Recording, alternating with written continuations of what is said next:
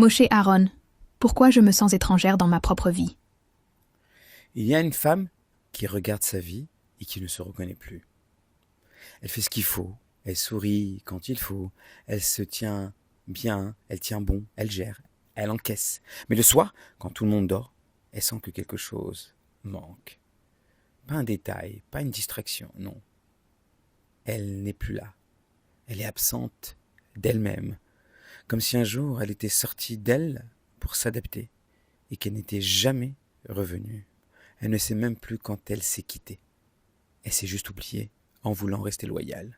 Loyale à ses enfants, loyale à son rôle, loyale à une idée de la femme parfaite, à une paix qui lui a coûté sa propre présence. Mais tu sais ce qui est insupportable?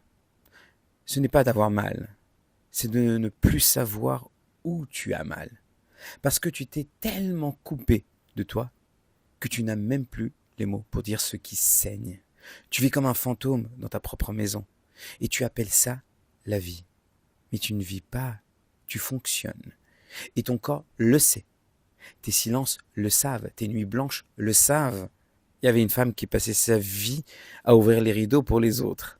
Elle disait « Regarde comme il fait beau !» Mais elle oubliait qu'elle vivait dos à la fenêtre. Un jour, elle s'est retournée et elle a vu la lumière. Pas celle du monde, la sienne. Et c'est ce jour-là qu'elle est rentrée chez elle. Outil PNL. Ferme les yeux et pose-toi cette question simple. Où suis-je absente de ma propre vie? Dans ma relation?